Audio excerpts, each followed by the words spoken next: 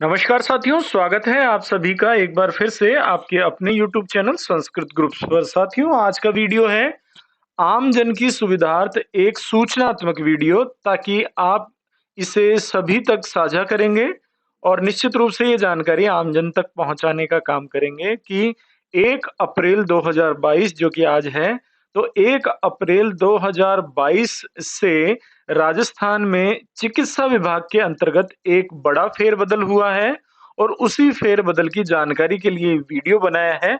सीधा देखते हैं आज की इस नई अपडेट के बारे में। तो निदेशालय चिकित्सा एवं स्वास्थ्य सेवा राजस्थान जयपुर का एक ऑफिशियल आदेश आप सभी तक साझा कर रहा हूं और इस आदेश के अंतर्गत बताया गया है साथियों, मैं थोड़ा इसे जूम करके आप तक पहुंचा रहा हूं कि माननीय मुख्यमंत्री महोदय द्वारा राजस्थान के सभी श्रेणी के चिकित्सा संस्थानों में उपलब्ध ओपीडी एवं आईपीडी की सुविधा समस्त प्रदेशवासियों को पूर्णतः निशुल्क करने की घोषणा जो बजट के अंतर्गत की गई थी, उस घोषणा के अंतर्गत इस घोषणा के लिए निम्नानुसार निर्देश जारी कर दिए गए हैं। जी हाँ, सबसे पहला इसके अंदर बिंदु यही है कि सभी श्रेणी के राजकीय चिकित्सा संस्थान, यानी जितने भी गवर्नमेंट हॉस्पिटल हैं, जितने भी गवर्नमेंट हॉस्पिटल राजस्थान सरकार के अंतर्गत आते हैं, चाहे वो पीएससी हो, चाहे वो सीएससी हो, चाहे वो उप जिला चिकित्सालय हो, चाहे वो जिला चिकित्सालय हो, डिस्ट्रिक्ट हॉस्पिटल हो, चाहे वो एसएमएस प्रदेश का सबसे बड़ा हॉस्पिटल हो, इन सभी में ओपीडी और आईपीडी की पर्ची अब निशुल्क बनेगी। इसके लिए आपको किसी तरीके का कोई शुल्क नहीं देना है।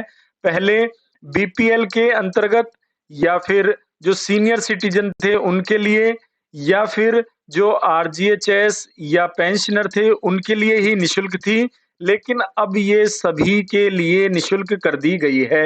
यानी हॉस्पिटल में जो रजिस्ट्रेशन शुल्क के नाम पे 10 रुपए या 20 रुपए की जो पर्ची काटा करते थे, वो पर्ची अब निशुल्क कटी जाएगी। ठीक है, पहली बात। दूसरी बात, इसी के अंतर्गत आपको ये बताया जा रहा है कि ओपीडी और आईपीडी में रजिस्ट्रेशन हेतु 1 अप्रैल 2022 से इसको समाप्त कर दिया गया है, यानी कि अब ये रजिस्ट्रेशन आपका निशुल्क होगा। ठीक है? इसके अलावा इसके अंतर्गत एक नई बात ये भी है कि ओपीडी और आईपीडी में भर्ती होने वाले मरीजों की समस्त दवाइयां और समस्त चिकित्सा संस्थानों में जो जांचें हैं, वो भी अब निशुल्क कर दी गई है। ठीक है?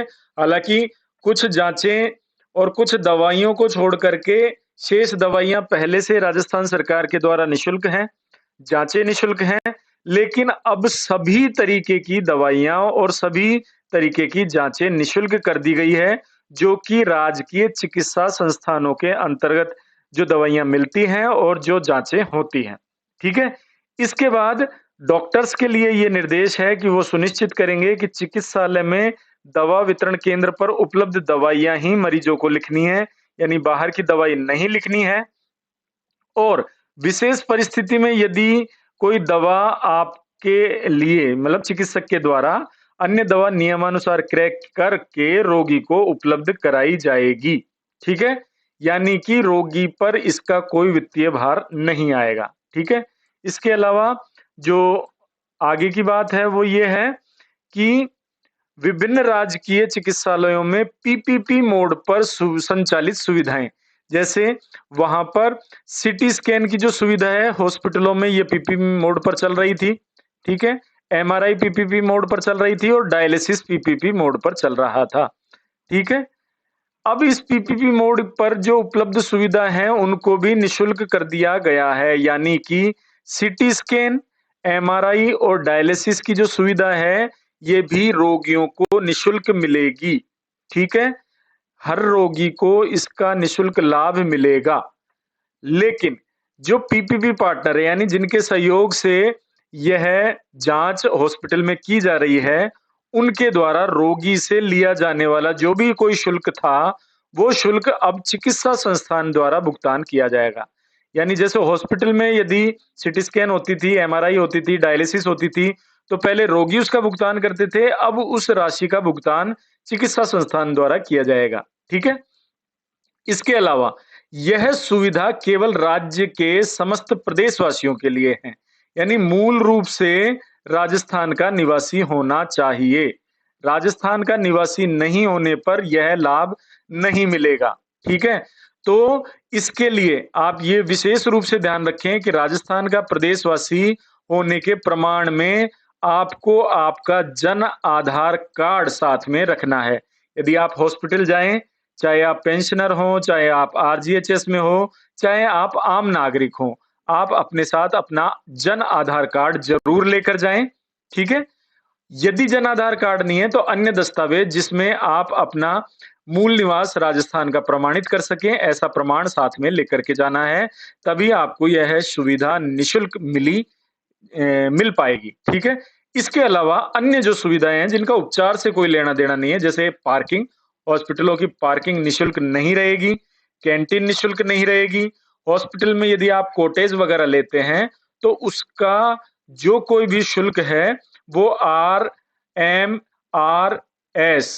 की जो ये सोसाइटी है, इसकी नियमावली के अनुसार यथावत रहेगा, यानी उसमें कोई चेंज नहीं है। उपचार से संबंधित कोई भी शुल्क है वो अब मरीज से नहीं लिया जाएगा और खासकर यह 1/4/2022 से प्रभावी होगा। प्रारंभ में इसको 1 महीने के लिए, ठीक है? ये 1 माह की अवधि में इसको ड्राई रन के रूप में चलाया जाएगा यानी प्रयोगात्मक है, हालाँकि इसमें शुल्क नहीं लगेगा लेकिन फिर भी ये प्रयोगात्मक है और औपचारिक इसकी शुरुआत 1 मई से कर दी जाएगी। यानी 1 मई से तो निश्चित रूप से ये चलेगी। हो सकता है आपको इस 1 महीने में कहीं-कहीं इसको लेकर के कोई दिक्कत या कोई परेशानी वैसे तो नहीं होगी, फिर भी कहीं देखने को मिलता है, तो ये मानिएगा कि ये व्यवस्था ड्राई रन के रूप रूप में चल रही है। ठीक है? आशा करता हूँ जानकारी समझ में आएगी। आपके अलावा आप जहाँ जिस ग्रुप में जुड़े हुए हैं, उन तक ये जानकारी ज़रूर साझा करें, ताकि यदि कोई हमारे साथी हॉस्पिटल जाते हैं, तो उनको इस महत्वपूर्ण जानकारी का लाभ मिल सके। ठीक है साथियों? बहुत-बहुत धन्यवाद।